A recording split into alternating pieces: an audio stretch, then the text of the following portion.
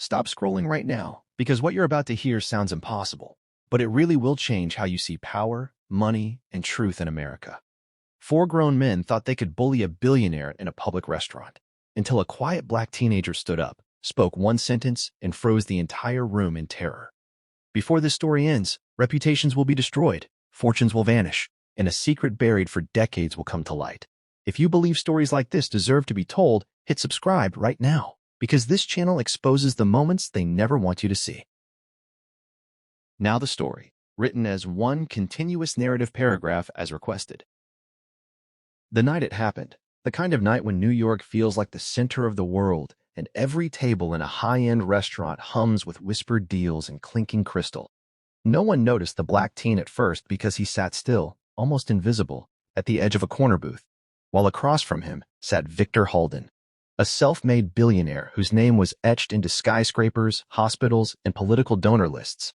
A man celebrated on magazine covers for grit and vision, yet feared quietly by those who had seen how he crushed competitors without ever raising his voice. And when the four men entered, loud, drunk on power more than alcohol, expensive suits strained by egos, they recognized Halden immediately, because predators always recognize larger predators, and that recognition sparked something ugly and reckless in them as they laughed too loudly, deliberately bumped chairs, and finally stopped at Halden's table under the pretense of admiration, which quickly turned into mockery as one of them slapped the table and said something about billionaires thinking they own the world, another sneering that men like Halden only got rich by bleeding others dry.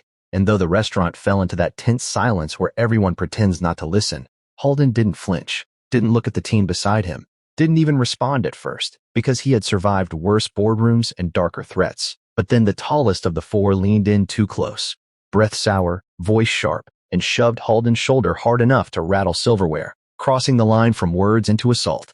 And that was when heads turned, phones lifted subtly, and the manager froze behind the bar, unsure whether money or safety mattered more, while the teen finally looked up, his eyes calm, observant, almost sad.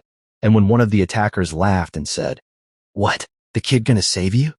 something shifted in the air like a storm rolling in unnoticed, because Halden raised a single finger, not at the men, but toward the teen, and said quietly, "Eli, don't." Which was strange because no one tells a teenager not to act unless they believe he can.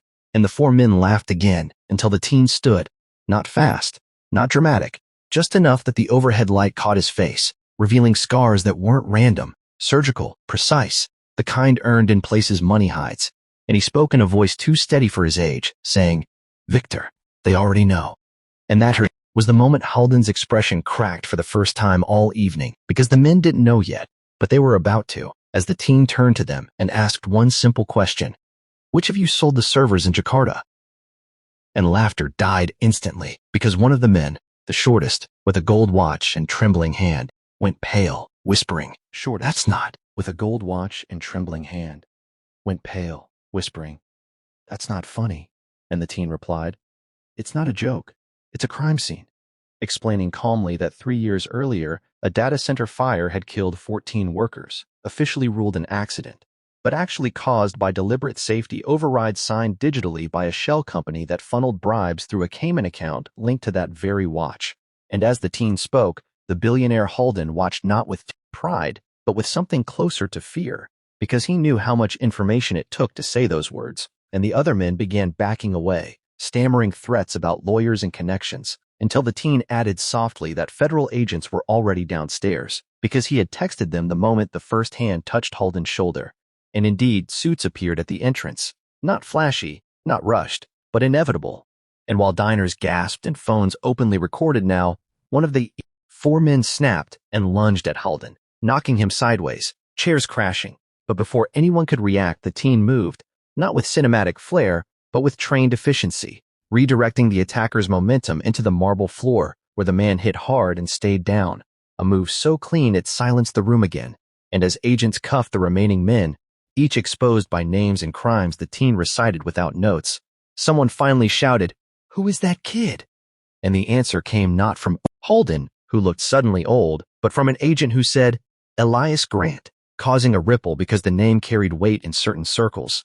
For Elias Grant was supposed to be dead, the orphaned son of a defense contractor who had tried to blow the whistle on a network of corporate crimes before dying in a sealed garage-ruled suicide, and the twist sharpened as the teen, Eli, explained that Halden hadn't been his savior, but his reluctant accomplice, a man who once chose silence over justice, and had spent years funding Eli's education, protection, and training, not out of kindness, but penance, hoping the boy would never grow into the truth. Yet here he was, standing in a restaurant full of witnesses, turning the tables not just on 4 bullies but on an entire system, because Eli revealed that he had let the attack happen long enough to draw cameras, names, and federal jurisdiction, a calculated risk learned from people who don't get second chances. And as the men were dragged out, screaming about deals and promises, Eli turned to Halden and said, "This is where it ends." And Halden nodded because he knew it was true, because the final twist came when Eli slid a phone across the table showing a scheduled release. Documents, recordings, emails, all tied to Halden's empire, set to go public at midnight, regardless of what happened next, meaning the billionaire's fortune, reputation, and legacy were already collapsing in slow motion. And the restaurant buzzed not with gossip, but with the dawning realization that power had just shifted hands, not through fists or wealth, but through preparation and truth. And as Eli walked out past flashing cameras and stunned faces, people would later argue about whether the billionaire had been attacked or exposed, whether the teen was hero or villain. But what no one could deny was that in a single evening, a quiet black teenager had walked into a room full of untouchable men and proved that the most dangerous person isn't the loudest or richest. It's the one who knows everything and is no longer afraid to use it.